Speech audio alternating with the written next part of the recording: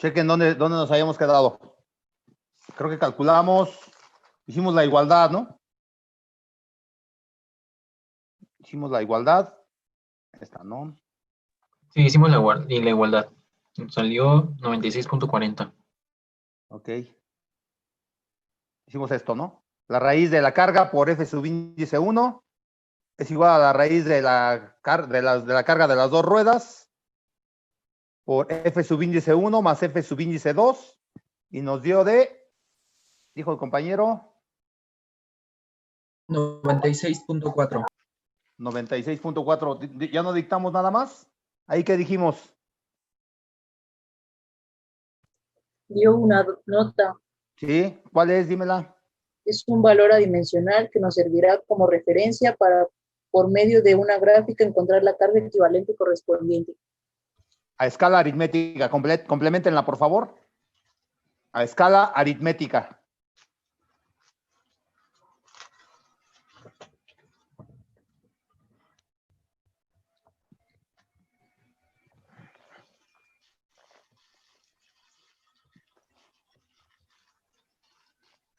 Bueno, nuestra gráfica va a tener eje de las ordenadas. En el eje de las ordenadas vamos a tener estas cargas. Las cargas las vamos a ir proponiendo, empezando por la carga inicial, que en este caso es de 12,000. Y en el eje de las abscisas vamos a tener la raíz de P o de la carga por F. ¿Sí están viendo la tabla? La pantalla, pues. Sí, profesor. Ok. Sí, profe. Bueno, para facilitarnos el llenado de la tabla y el entrar nuevamente al nomograma, el nomograma ya lo tienen, ya lo subí ahí al grupo. Vamos a, el método nos lo facilita y nos dice lo siguiente, miren, cuando estemos llenando la tabla, vamos a tener en cuenta las siguientes consideraciones. Dice aquí, se efectuará el llenado de una tabla y para hacerla más sencilla la obtención de la gráfica, se considera lo siguiente. Z, o sea, la profundidad del pavimento, la vamos a considerar constante, no va a cambiar. Anótenlo por ahí en su cuaderno de todos modos para que no se les olvide, porque ahorita vamos a continuar con el ejercicio, ¿no? Z, la profundidad se considera constante. La presión de inflado de la llanta también será constante. En nuestro caso es de 70 PSI, ¿verdad? Y R, la distancia radial, se considera igual a 0. R, la distancia radial, se considera igual a 0. Para entrar con una curva definida.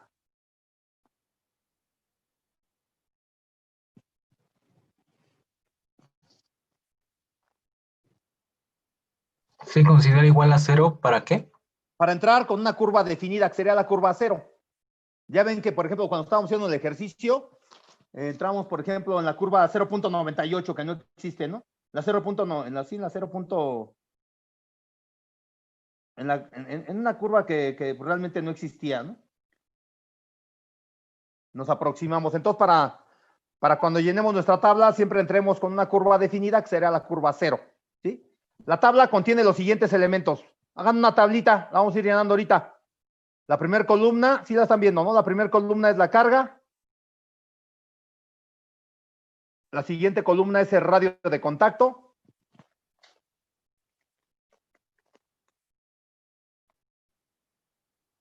La tercera es la relación Z entre A, que lo vamos a usar en el nomograma.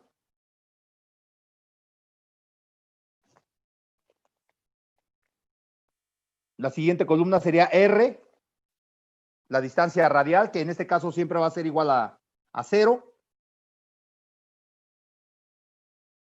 La columna número 5, R entre A. Es ahí donde vamos a anotar, vamos a entrar con la curva del nomograma, con la relación R entre A, que en este caso siempre va a ser la curva 0. Vamos a encontrar un factor de deflexión F.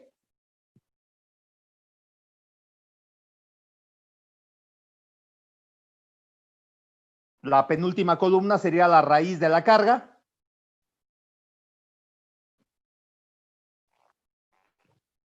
Y la última columna es la raíz de la carga por el factor de deflexión F.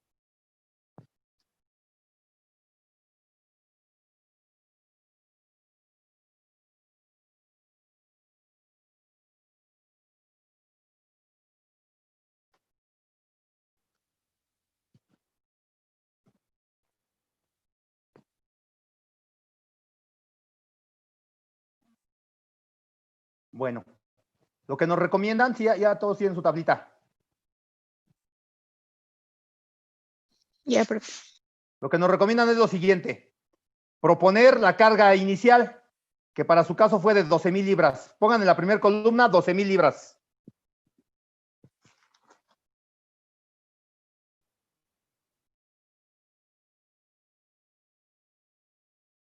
¿Ok?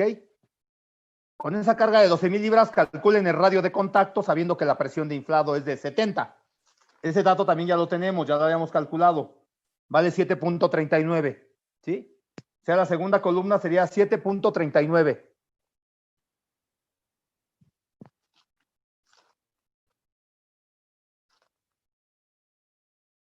La tercera columna, en este caso, sería 20 entre 7.39.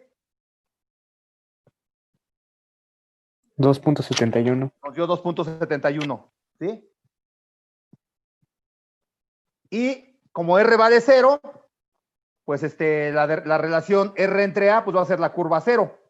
Tenemos que ir al nomograma a encontrar un factor de deflexión entrando con 2.71, ¿sí? Y la curva 0. ¿Están de acuerdo? Ese factor de deflexión no lo tenemos, creo. 2.71, pues por aquí así. Les digo, la ventaja es que ahora sí ya no es la curva .98 ni nada, ¿no? Sino es la curva 0. Ahí estamos. Y más o menos el factor de deflexión nos dio de 0.5. 0.5. 0.51, perdón.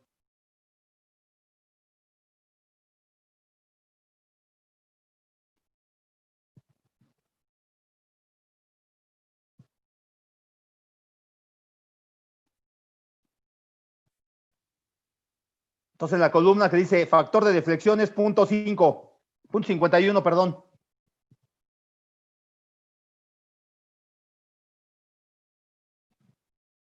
.51. La raíz de 12,000, ¿cuánto es? 109.54. Por .51, que es el factor de deflexión para llenar la última columna. 56.87. 56.87. Perdón. 55. 55.87. Y Sí. 55.87. Ok, anótenlo en la última columna. Si ustedes ven, nosotros habíamos obtenido un número de 96.4. O sea, tenemos que buscar un número igual o mayor a 96.4 para hacer nuestro gráfico y encontrar nuestra carga equivalente. Lo podemos ir haciendo de 1,000 en 1,000 libras para tener mayor precisión, pero en este caso también como el tiempo no nos ayuda mucho, lo vamos a ir haciendo de 6,000 en 6,000, ¿no?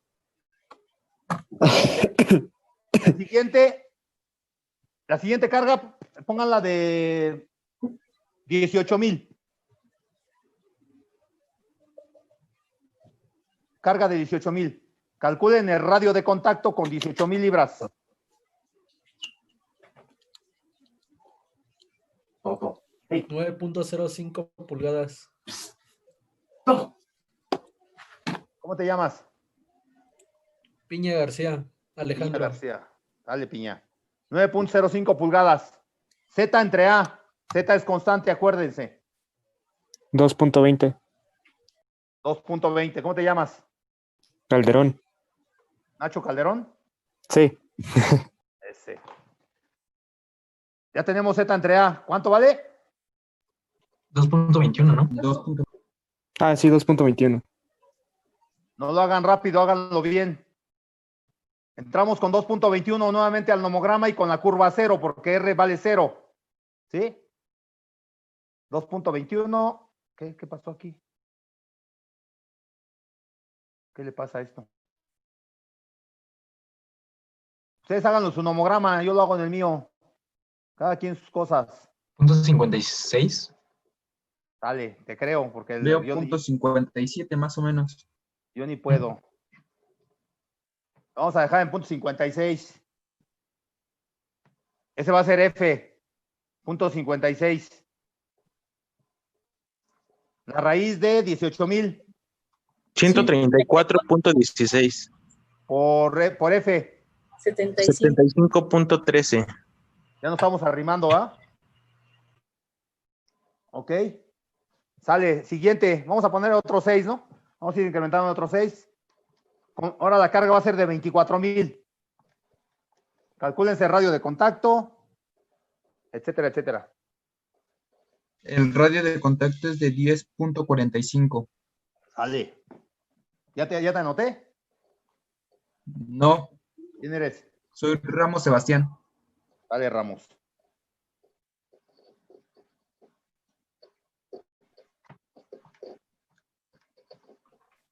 Z sobre A de medida de 1.91. Sale, vamos al nomograma.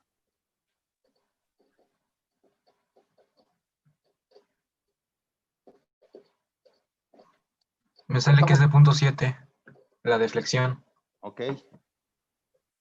A ver, ¿cómo te llamas tú? Hernández Jiménez. Ricardo. Ricardo Andrés. Ajá. ¿El apellido de Ricardo? ¿Sí va? No, mi apellido es Hernández. Mi nombre es Ricardo. 7.1 o punto 71, perdón. Punto 70.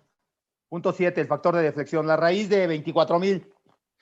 154.92. Ahora sí ya nos fuimos. Ah, bueno, 154.92 por punto 70. ¿Ah? 108.44. Ahora sí ya quedamos arriba de nuestro punto. Con eso es más suficiente para trazar una gráfica. ¿Sí?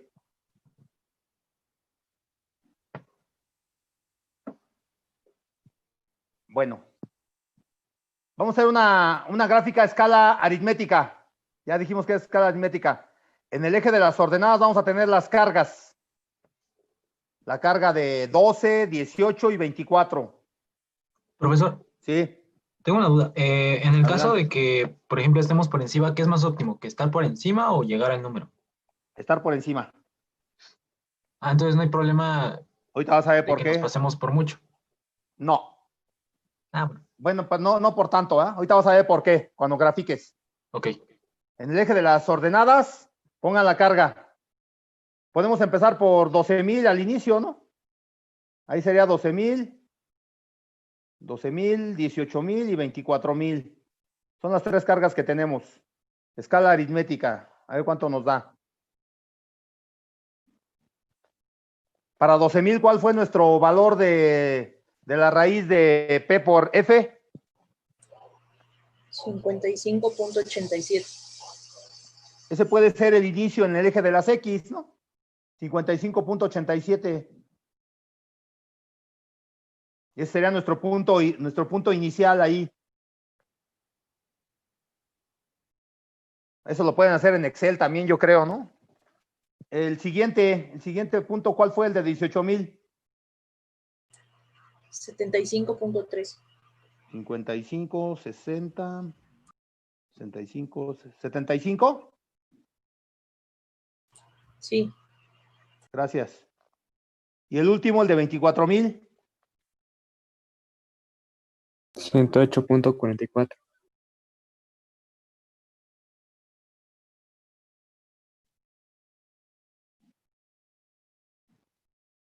Bueno, ya tenemos entonces puntos en X, puntos en Y. Vamos a graficarlos, ¿no? Tenemos 18,000 libras contra 75.3. Nos debe dar una recta, se supone. Y 24,000 libras contra 107. Unimos esos tres puntos. Entonces pones, digo que debe ser una recta.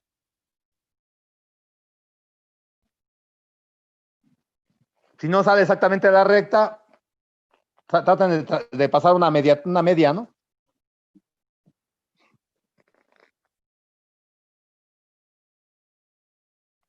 ¿Ya tienen la recta? Les debe quedar una recta como la AB que tenemos aquí en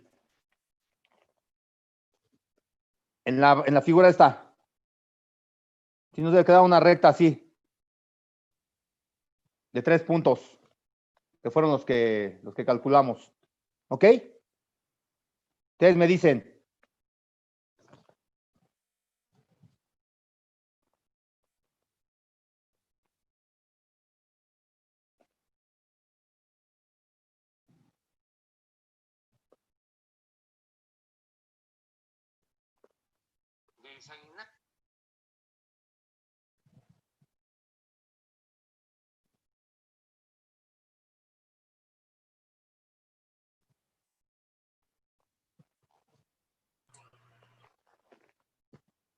Listo. Ya tenemos nuestra recta. En el eje de las X o de las abscisas van a ubicar el valor de 96.4. Ubiquen el valor de 96.4 en el eje de las X.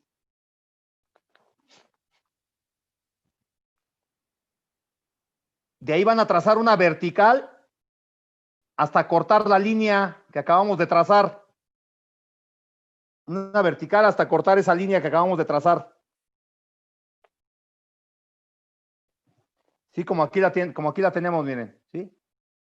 Una línea hasta cortar la que acabamos de trazar. Y ahí donde corte con nuestra línea, nos vamos a ir hacia el eje de las ordenadas, ¿sí?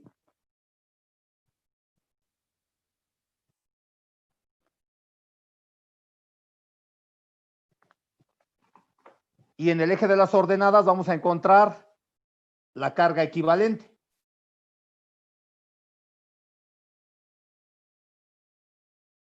¿De cuánto les da? 22,000 libras. Ok.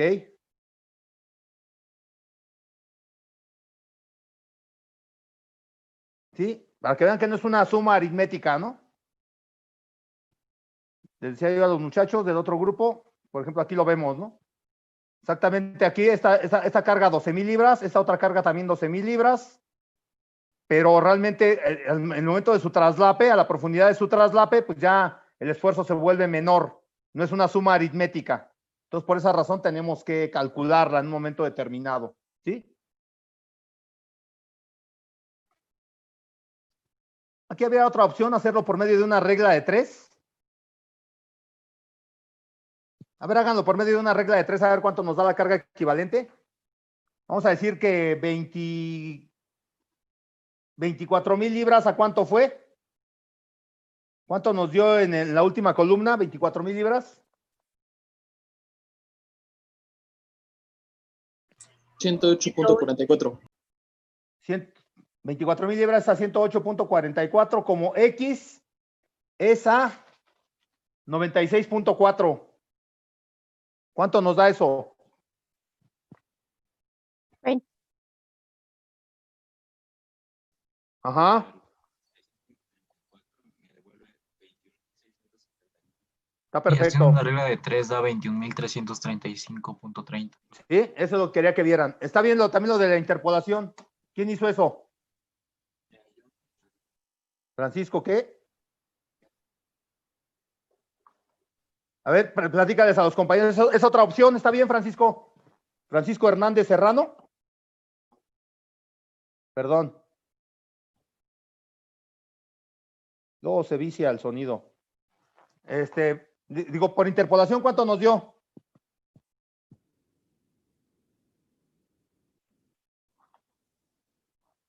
Sí, aquí en la gráfica, pues obviamente depende. Si tenemos un papel milimétrico, pues vamos a tener mayor precisión, ¿no? En una hoja cuadriculada, pues no tenemos la misma precisión. Le dio 22,000 al compañero, no está tan mal, no está tan lejos, ¿sí? Es pasable, vamos.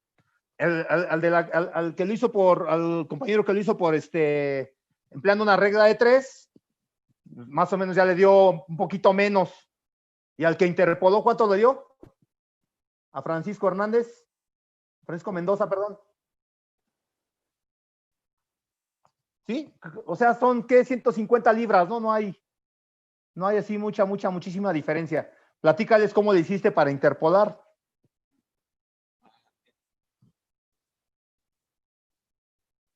Perfecto.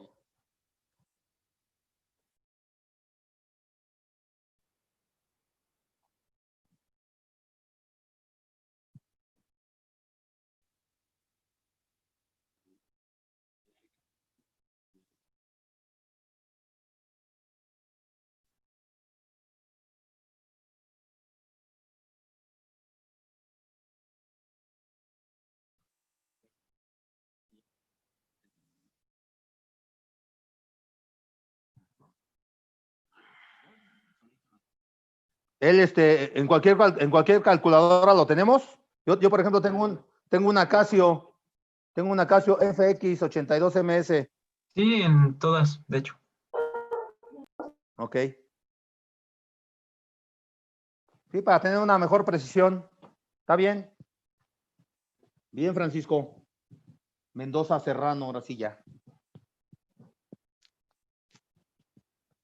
Pues esa es nuestra carga equivalente, exactamente. Ya encontramos nuestra carga equivalente. Es el ejercicio que yo traía. ¿Sí? A mí me dio esa carga equivalente. Está mal, por cierto. Ya lo vi, ya lo chequé y está mal mi ejercicio. ¿Preguntas?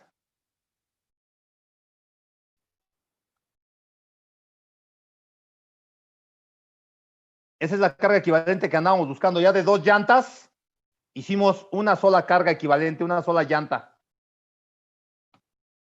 Entonces, les doy un minuto para que lo analicen, el ejercicio que hicimos desde el miércoles. Y me digan ustedes si no tienen alguna duda. Si no, para continuar. ¿Sale? Un minuto.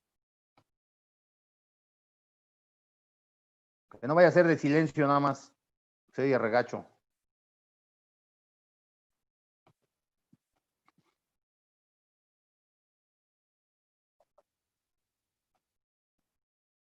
Creo que es igual al ejercicio número 12 que traen ahí en su problemario.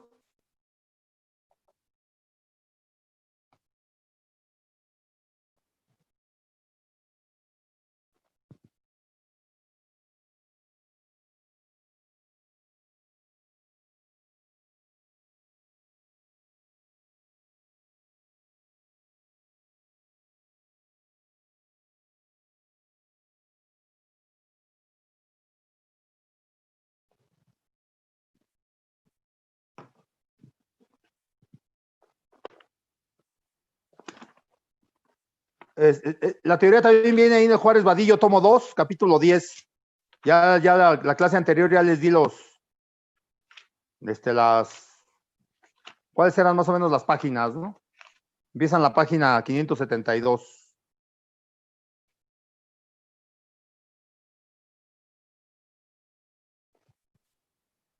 Ale, como que quiere llover, hijo.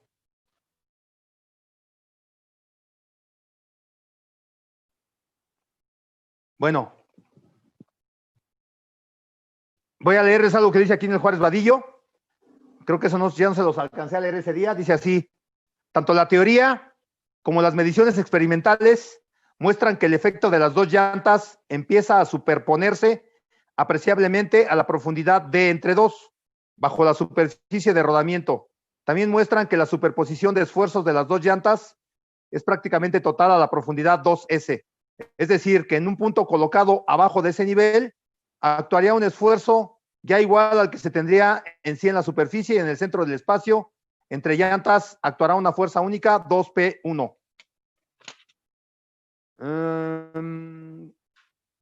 Dice, con estas bases, si se supone por un momento que entre las profundidades de entre 2 y 2S, la variación de la carga que produce un esfuerzo dado a una cierta profundidad es lineal, puede adoptarse un criterio sencillo para obtener la carga simple equivalente en un sistema dual a un sistema dual dado. En efecto, un punto colocado entre la superficie y la profundidad de entre 2 es actuado por un esfuerzo debido a la carga única P subíndice 1. Un punto colocado más abajo de 2S sufre un esfuerzo debido a una carga única, 2P subíndice 1. Un punto intermedio entre D entre 2 y 2S se razona en este método. Tendrá un esfuerzo debido a una carga proporcionalmente intermedia a los valores P subíndice 1 y 2P subíndice 1. Y con esto, el Cuerpo de Ingenieros de los Estados Unidos, con esta teoría de la linealidad, propuso este método, que también es un método gráfico, ¿sí? Es un método gráfico en el cual, como lo vieron hace un momento, ellos tienen dos puntos de referencia. El punto A, que tiene como coordenadas P y D entre 2. El punto B, que tiene como coordenadas 2P y 2S, ¿sí? Une estos dos puntos, el punto A y el punto B. Como ya conocemos el espesor del pavimento, Z1, ahí en Z1, en el espesor del pavimento, trazamos una vertical hasta cortar la línea AB, y donde corte nos vamos hacia el eje de las ordenadas y vamos a encontrar nuestra carga equivalente. O sea, es mucho más sencillo, como ustedes pueden ver. Es un método gráfico basado en esa teoría de la igualdad, de formaciones, y quizás la única desventaja que le podríamos ver es que tanto en el eje de las ordenadas como en el de las abscisas maneja una escala logarítmica. Aquí ya no es aritmética, ¿sí? En el eje de las ordenadas tenemos las cargas por rueda y en el eje de las abscisas tenemos la profundidad. Bueno, vamos a tratar de hacer el ejercicio que tenemos como ejemplo, aunque yo ya me di cuenta que vamos a tener una falla, ¿sí? Vamos a tener una pequeña falla en lo que se refiere a S. Para hacer este ejercicio, así anótenlo, por favor. Para hacer el ejercicio del Cuerpo de Ingenieros,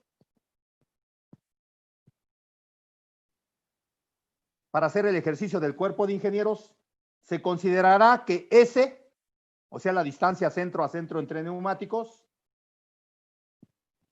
es igual a 15 pulgadas.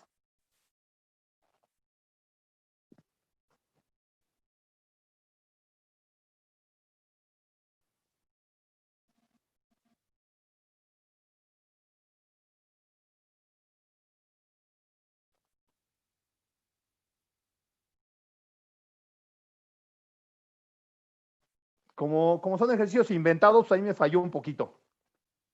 Pero más que nada son demostrativos.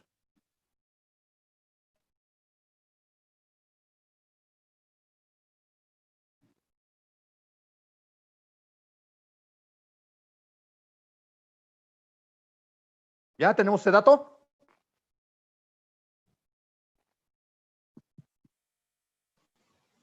Sí.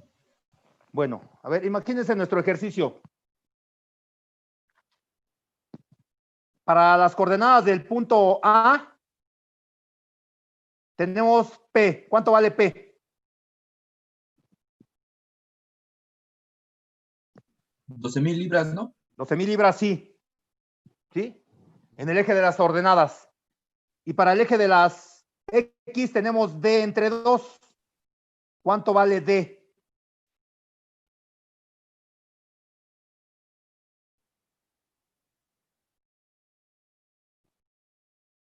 No lo tenemos como dato, pero lo podemos calcular, ¿sí? Le decía yo a los compañeros, vean, en este esquema creo que se ve mejor. D es la distancia interna entre neumáticos, es lo que está de anaranjado, ¿ok? Tenemos el radio de contacto de la llanta número 1 y el radio de contacto de la llanta número 2. Para calcular D, vamos a usar la siguiente expresión. D minúscula, que es la distancia interna entre neumáticos, es igual a S menos 2A.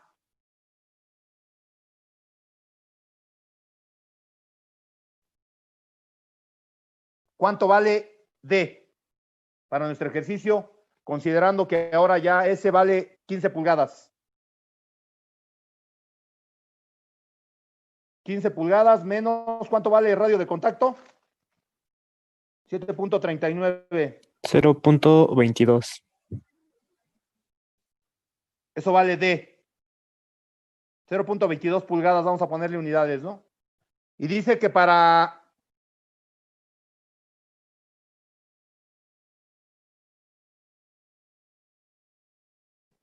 Necesitamos D entre 2. ¿Cuánto vale D entre 2?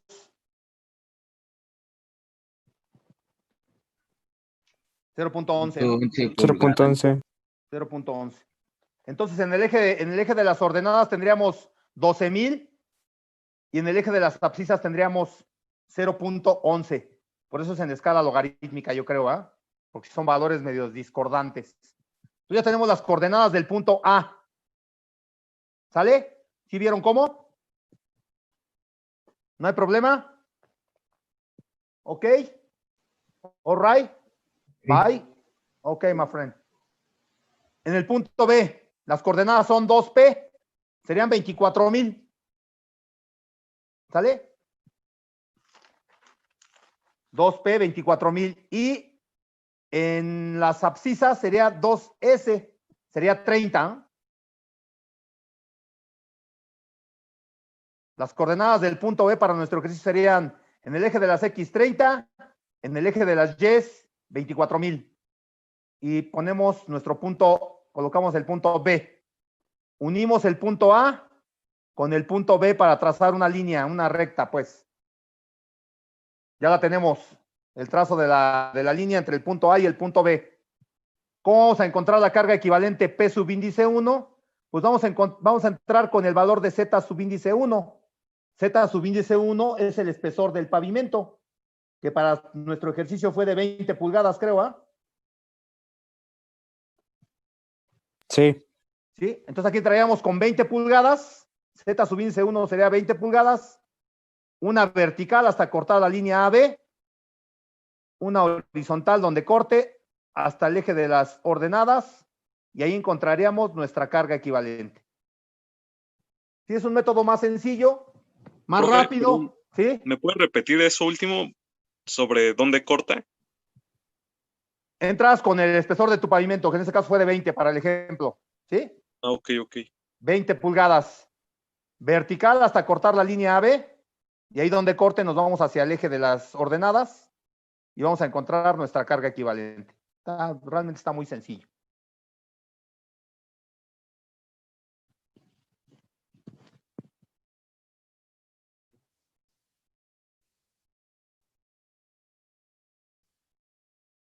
Haciendo, otra vez lo hiciste con... Usaste una escala logarítmica, obviamente.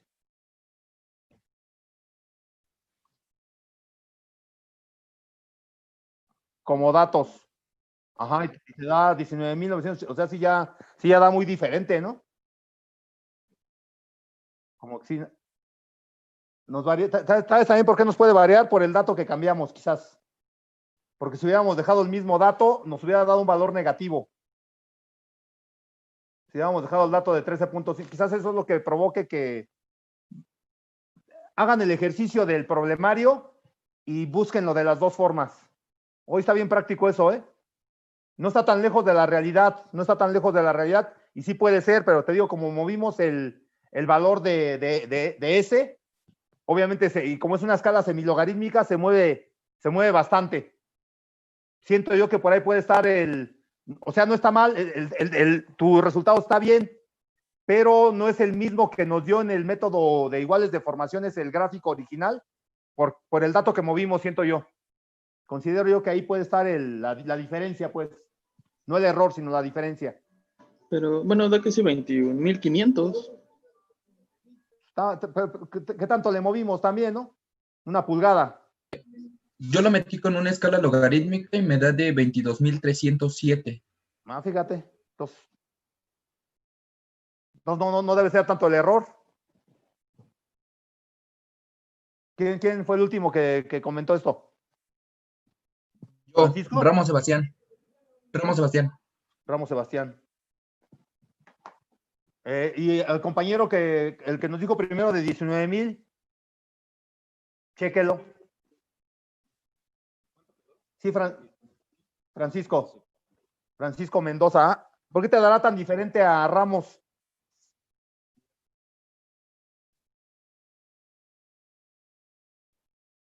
Ajá. Sí, esa es la idea.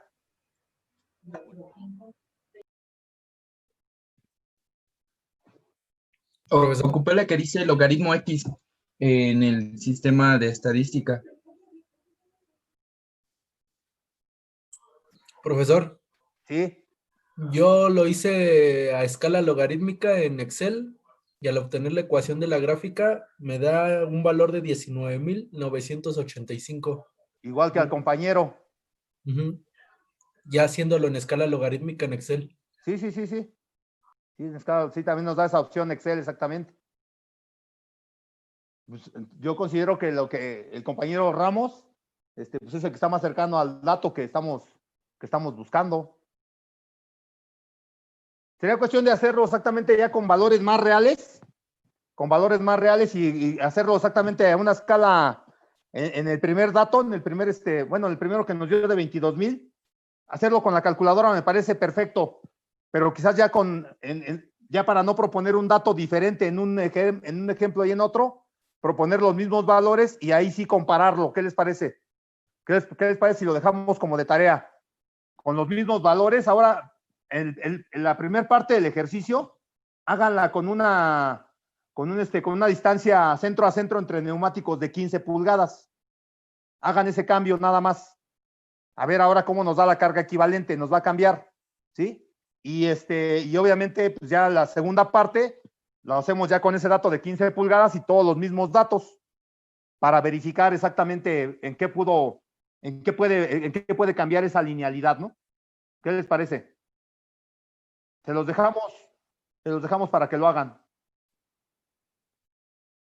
Aquí la cuestión es que entiendan el concepto y creo que sí lo están entendiendo bastante bien. No sé ustedes cómo la explicación. Y la siguiente diapositiva dice lo siguiente. Dicho método tiene la ventaja de permitirnos encontrar rápidamente la equivalencia de ejes dobles a sencillos, solamente conociendo la separación y distancia entre ejes y ruedas y adaptando los valores D y S a la geometría del problema. Este método pues, obviamente se presta para hacer cálculos más rápidos, como ustedes lo vieron, y pues usando exactamente nada más ciertas coordenadas. Por ejemplo, este sistema dual o este sistema en tándem nos dice, tiene estos valores, tiene la distancia mínima, tiene una distancia máxima, que es la distancia S3, y tiene la distancia eje a eje. Si cambiáramos los valores de D y de S a la geometría del problema, tendríamos estas coordenadas para el punto A.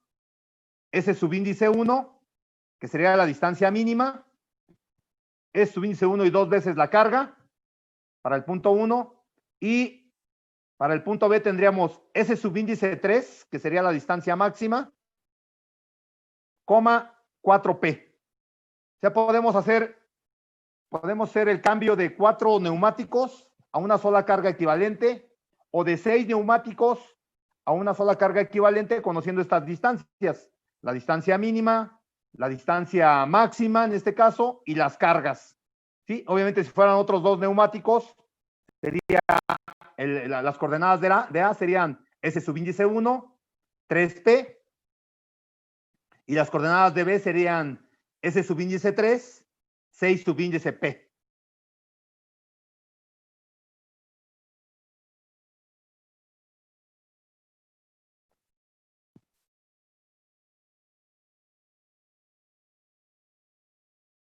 Dice en la presentación, a partir de este conocimiento, la AASHTO determinó que lo más conveniente es expresar la equivalencia de cargas en función de una carga de diseño, valuando el daño que cada carga infiere en el pavimento cuando es aplicada y haciendo la evaluación para cada vehículo, llevando todos estos valores a la equivalencia del eje de 18,000 libras, que es el eje que hemos estado empleando y que ustedes como séptimo semestre es el eje con el que todavía van a diseñar su pavimento. Con el eje de 8.2 toneladas, que es el que AASHTO consideró que era el que más daño le causaba al pavimento. al aplicarle un cierto esfuerzo, o el daño que le empezaba a causar el eje o el peso que le empezaba a causar un cierto daño al pavimento.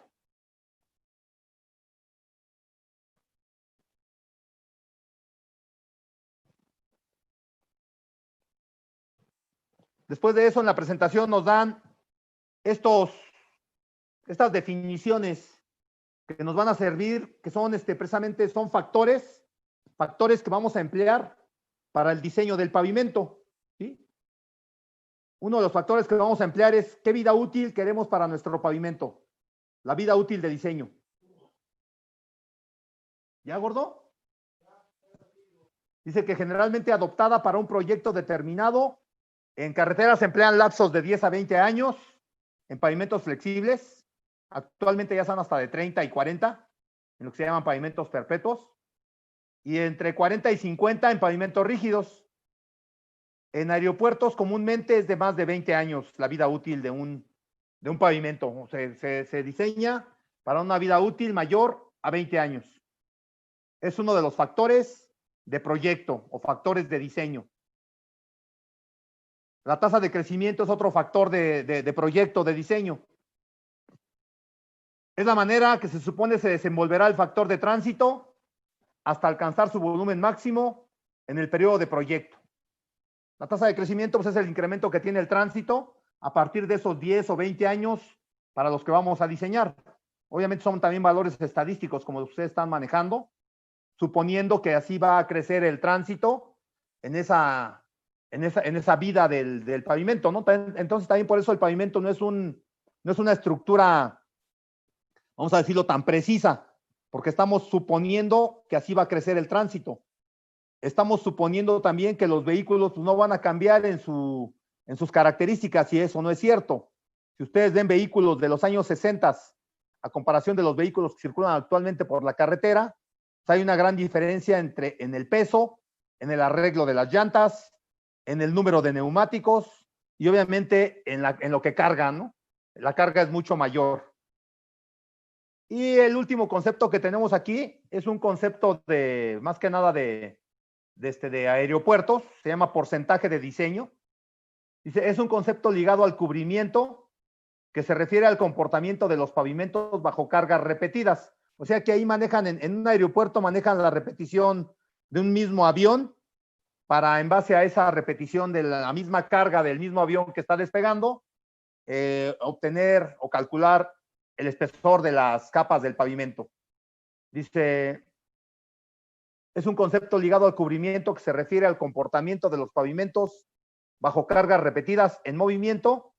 Este varía con el logaritmo del número de aplicaciones de la carga. ¿Preguntas?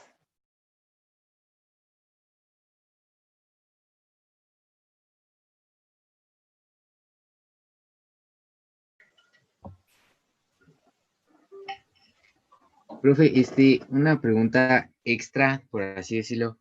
¿No sabe si va a haber otra vez conferencia de líneas curriculares? Se supone que sí. Okay, a las 6 de la tarde, pero yo ya estoy buscando y no. Como en la mañana estaba un güey medio mamón. Estaba diciendo muchas groserías. Quién sabe si la hagan en la tarde, porque yo también la estoy buscando aquí en el teléfono y no me aparece ningún no me aparece nada de la conferencia. Se supone que sí. A mí me dijo la maestra de formación integral que a las 6 de la tarde iba a hacer esa plática para ver las líneas curriculares. Nosotros vamos hasta el último, o sea que pues no hay mucha bronca.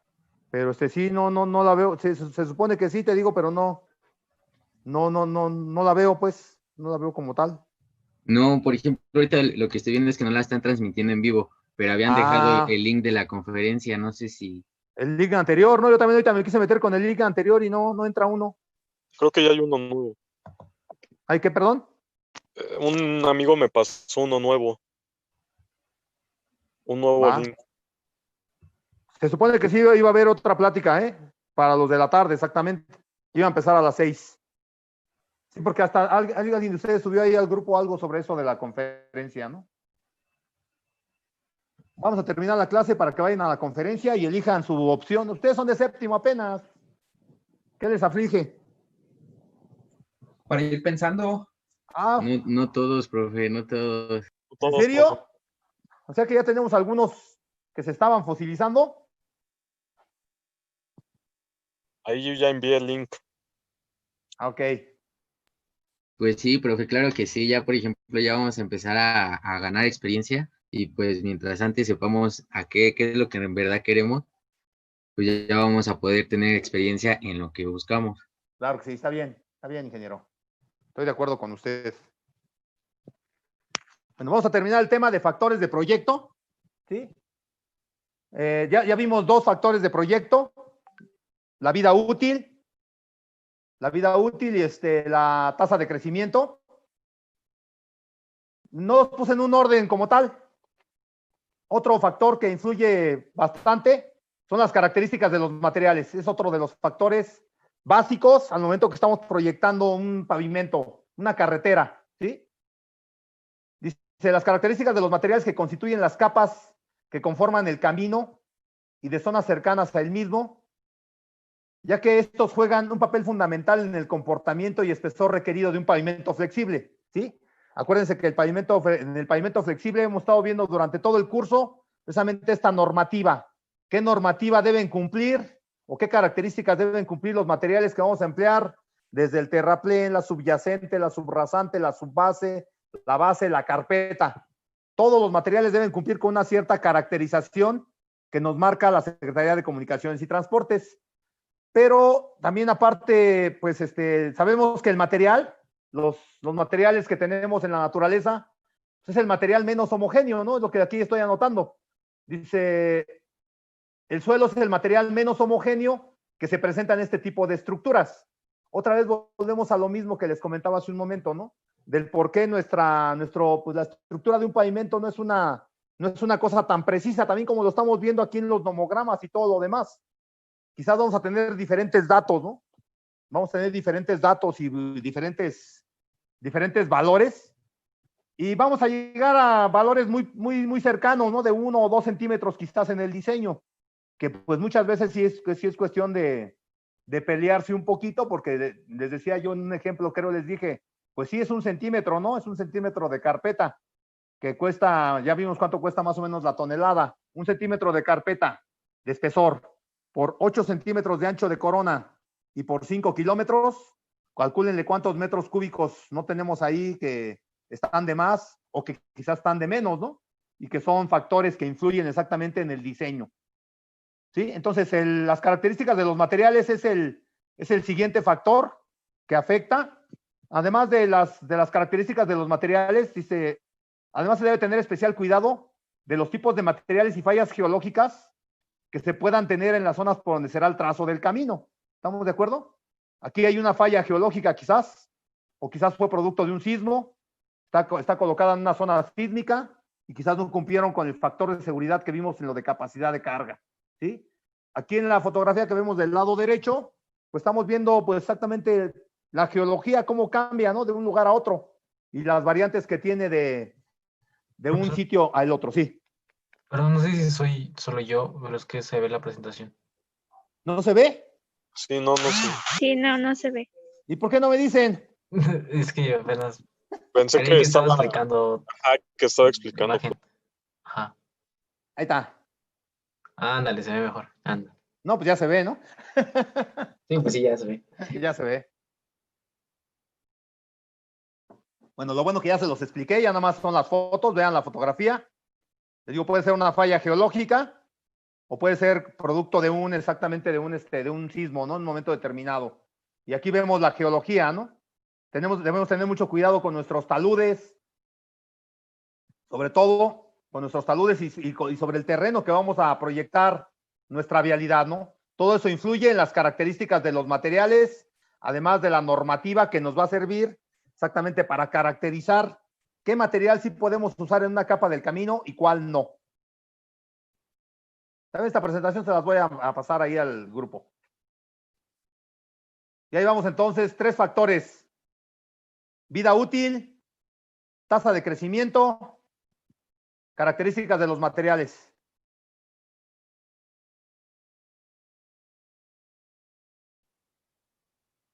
El siguiente es el clima, ¿sí? Dice así, el principal factor climático que afecta a los pavimentos es el agua. No, realmente no es la precipitación pluvial, es el agua. Ya sea por su acción directa, como precipitación pluvial, o por elevación de las aguas freáticas, ¿sí? Es el agua, es un elemento que es muy benéfico, como todos lo sabemos, pero que también yo les he comentado que precisamente para eso hacemos estas obras de drenaje, para tenerla, para desalojarla lo más rápidamente posible de nuestra vialidad, ¿sí? De nuestra infraestructura. Hacemos esas obras de drenaje porque el agua es un elemento que destruye puentes y caminos, ¿no? ¿Qué no hará con los intestinos? Sobre todo cuando amanece uno los lunes celebrando a León campeón. Entonces, el agua es un elemento que debemos desalojar lo más rápidamente posible. Y pues para desalojarla, pues podemos proponer exactamente las obras de drenaje, esas son a fuerza, ¿eh? Esas son por fuerza. Lo que hemos hablado de cunetas, contracunetas, alcantarillas, bombeo, bordos, lavaderos, pozos de visita, etcétera, etcétera, todos esos son a fuerza. Pero si aparte podemos colocar capas rompedoras de presión como geotextiles o bien subdrenes, para evitar que el agua entre en contacto con nuestro pavimento, pues vamos a tener un mejor diseño y también vamos a tener una mayor vida útil de esa vialidad, ¿sí? Dice, el agua congelada también es un factor a considerar, ya que nos puede provocar expansión en los materiales cuando se congelan, sobre todo los materiales plásticos, o bien en otros casos rigidizar los suelos y volverlos quebradizos. Otro factor dentro del clima es la temperatura. La temperatura en el medio ambiente es otro factor a considerar dentro del clima, ya que, por ejemplo, en las losas de concreto induce grandes esfuerzos. Si una losa de concreto, ustedes saben que el concreto cuando tiene altas temperaturas se dilata y cuando baja las temperaturas se contrae. ¿Sí? Entonces, obviamente, dependiendo de la temperatura que se tenga, en la parte superior y en la parte inferior, esos esfuerzos se conocen como esfuerzos de alabeo, nos provocan deformaciones en el concreto que muchas de las veces no lo soporta, ¿sí? Se rompen las losas también por eso. Se rompen las losas por esas condiciones climatológicas o de clima, ¿sí? Y en el caso de las carpetas asfálticas, influye en la selección del tipo de asfalto que se empleará en su construcción, ¿sí? Aquí le estoy, dentro de las figuras, le estoy poniendo, en la normativa aparece esto, que se llama selección del cemento asfáltico PG. Es un manualito, como de unas 25 hojas, que nos ayuda a seleccionar el cemento asfáltico basado precisamente en el clima, obviamente basado también en el tipo de tránsito, en el número de acumulados y también en un momento determinado en la velocidad que va a tener el tránsito, que es otro factor de proyecto. ¿Alguna pregunta de esto?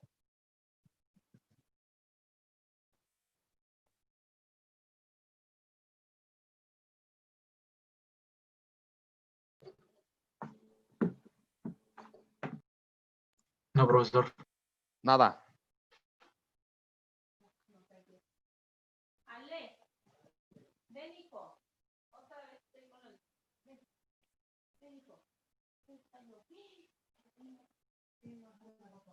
El último, pero el más importante para mí, el tránsito.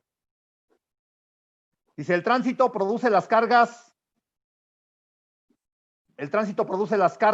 a que el pavimento va a estar sujeto. 2, para tener un diseño adecuado, nos interesa conocer la magnitud de esas cargas. ¿Sí? Eso me refiero con la tarea que les dejé. No vayan a mandar nada más esto. ¿Sí? Necesitamos conocer el arreglo de todos los vehículos, no solamente de los autobuses. ¿Sí? Necesitamos conocer el arreglo de sus llantas. ¿Cuánto cargan por llanta? O por eje, perdón. Por eje, Profesor, ¿cuánto cargan? ¿Cuánto es la carga legal máxima? Perdón, te escucho. Sí, perdón. Tenía una duda acerca de los ejes tándem. Sí. Al decir que es un eje tándem, y, y tener un número de llantas. El eje tándem tiene puede ser de 4 a 8 llantas. ¿Sí? Cuando se le ejerce como un peso, el peso que nos está dando se distribuye en todas las llantas o nomás es por llanta. Claro, esa es la idea que se distribuyan todas las llantas. ¿Y cómo sabremos si es de 4, de 6 o de 8? Te lo maneja ahí exactamente la normativa. Te pone los esquemas de los arreglos, de los diferentes arreglos. Sí, creo que el de 8 puedes sostener hasta 21 toneladas, me parece. El de 6 era de 18, si no me recuerdo. Te hablan de T3, S2, R4, ¿no? Uh-huh. Tres ejes en el tractor, 2 en el semirremolque y 3 en el remolque. Sí, ahí es donde obviamente ahí los pesos, ellos consideran que los pesos deben de ir en esa posición, porque son 2 los vehículos que cargan, y el vehículo tractor también carga parte de la carga en su eje trasero. Entonces ellos así lo distribuyen. Dice, por ejemplo, las 2 llantas delanteras del tractor cargan 6 toneladas, ¿sí? Más o menos es el número más común. Es un eje sencillo que carga 6 toneladas en el eje delantero. El eje trasero es un eje tándem del mismo tractor, ¿sí? Del mismo tractor. El eje trasero es un eje tándem y ese carga 10 toneladas. Y de esas 10, es todo el eje. Es todo el eje. Entonces se distribuiría en el número de llantas que hay. Exacto. Entonces, si son 4 llantas, pues quedarían 2.5. Pues más o menos por hablar de ese factor, sí. 2.5 cada una. 2.5 toneladas. Aunque también lo que les comentaba a los compañeros del grupo anterior, aquí en México la mayor parte de los vehículos van sobrecargados, ¿sí? Entonces, eso, como lo mencionamos en el parcial anterior, eso nos va a provocar daño en la parte inferior de nuestra estructura. Nos provoca que los daños, obviamente los daños se presentan en la parte superior, pero vienen desde abajo porque los esfuerzos para los que está diseñado ese pavimento no son los adecuados. No sé si alguien ya vio el diario oficial. Nos dice, por ejemplo, el vehículo fulano de tal que pesa tanto en su eje no puede circular por la carretera tipo C o tipo B, porque no está diseñada para eso, tanto por sus características de longitud como por sus características de peso. Entonces, esa es la idea del trabajo que les dejamos de investigación, que vean ustedes exactamente cuánto debe pesar realmente un vehículo para poder hacer o tener un diseño más confiable. Y es otra de las razones por las que muchas veces no tiene un diseño adecuado, ¿no? Porque la mayor parte de los vehículos van sobrecargados. Y nosotros estamos considerando que le están cargando lo que nos dicen, pues. Otra. La presión de inflado de sus neumáticos, también debemos conocerla, así como su área de contacto. Y la disposición y arreglo, lo que dice el compañero, ¿no? Tándem, tridem, buggy, sencillo, dual, la disposición y arreglo en el vehículo, tanto terrestre como aéreo. Debemos conocer también la frecuencia y número de repeticiones de carga. Eso es un valor estadístico, obviamente, ¿sí? Que lo vamos a calcular dependiendo del crecimiento que tenga nuestra vialidad. Otra cuestión importante, su carga máxima, que es de la que estamos hablando, la carga máxima que debe transportar ese vehículo. Y otro valor también que es de considerarse es la velocidad de aplicación. Sabemos que, bueno, no lo sabemos, a lo mejor no todos, pero los vehículos pesados son los más lentos y son los que nos causan más daño en un pavimento que un vehículo ligero, como los autos particulares. Por eso, si ustedes ven aquí en su tarea que van a tener, no van a encontrar autos particulares, porque el auto particular normalmente en una carretera se desplaza a 80, 90 kilómetros por hora, es una velocidad rápida, y además pesa una y media tonelada, ¿no? Lo que decíamos también al principio del curso, pueden pasar 700 autos particulares y apenas acumulan un eje de 8.2 toneladas. O sea que nada, ¿no? Aunque sabemos también que la mayor parte de las carreteras, o por la mayor parte de las carreteras, circulan autos particulares. pues esos son algunos de los factores de diseño que nos van a servir precisamente para diseñar el espesor de nuestras capas de pavimento, y que es el siguiente tema. Vamos a empezar por ver el método del Instituto de Ingeniería de la UNAM. Para esto, en el fin de semana les voy a mandar unos nomogramas, unas tablas que vamos a ir llenando para ver nuestro primer método de diseño. Pues para mayor información, también aquí en el Juárez Vadillo y en otras publicaciones podemos tener más elementos para, precisamente para poder diseñar de mejor manera.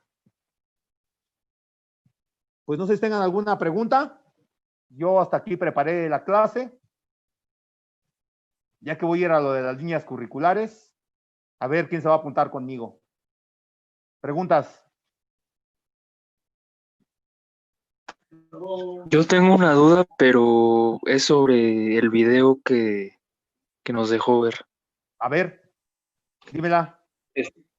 ¿Qué son las curvas de deterioro? Es que no entendí bien eso. Las curvas de deterioro. Sí.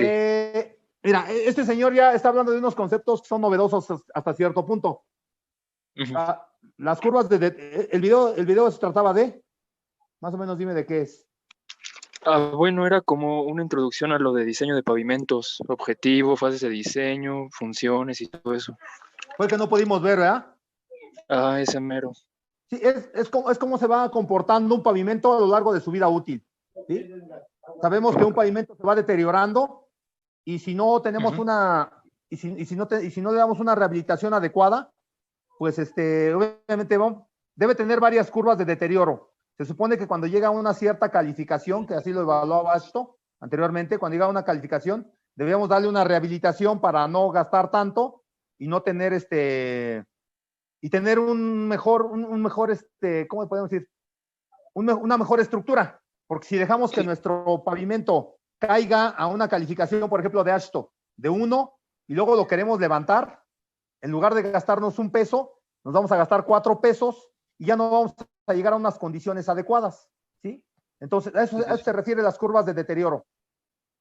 Igualmente ¿Cómo haciendo el mantenimiento? Sí, ingeniero, te escucho. Igualmente las mediciones, bueno, es que mencionaba que se hacían anualmente para tener esos registros. Sí, así se debe evaluar el pavimento. Así lo maneja el IRI, por ejemplo. Por eso el IRI ahora ya maneja por medio de vehículos, para que exactamente el vehículo se inmiscuya entre el tráfico y vaya analizando en qué condiciones se encuentra la vialidad. Obviamente la vialidad también no se deteriora a todo lo largo de ella, sino hay tramos muy específicos donde los mismos usuarios también en un momento determinado dicen, el tramo fulano de tal, pues ya está un poquito deteriorado, pues hay que ir a checarlo, ¿no? O sea, también no se puede hacer el análisis anualmente en algunas vialidades, pues también porque no son de primer orden, ¿no? En un momento determinado, sí. Y el otro es que exactamente, pues no toda la vialidad está deteriorada, son partes muy, muy puntuales. Ok, vale, profe, muchas gracias. Qué bueno que lo viste, ¿eh? Luego lo vemos entre todos a ver si ya se compone esta máquina y lo analizamos. Son cuestiones interesantes. Yo creo que el lunes vamos a empezar por un video de la persona esta del IMT, que les decía a los compañeros del otro grupo, ellos del IMT están proponiendo un diseño ya no basado en el número de ejes acumulados de 8.2 toneladas, sino basado en los esfuerzos. ¿Sí? Van a hablar de esfuerzos provocados por el tránsito, de vehículos que llevan una carga legal, unos que van sobrecargados y otros que van súper sobrecargados. Entonces ellos, como tienen todos esos datos, pues obviamente ya tienen más elementos para tener un mejor diseño. Entonces yo creo que el lunes empezamos con el video, a ver si ya compongo yo la máquina o checo qué es lo que está mal, por qué se oye mal los videos, y empezamos con ese video que yo creo que como introducción va a ser muy interesante.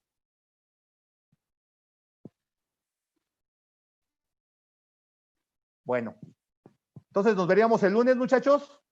Espero que la pasen bien, cuídense, no salgan, no hagan reuniones y que gane León, solito yo. Gracias por su atención. ¿Qué pasó, profe? Pues, ¿cómo qué pasó? Pues es el mejor.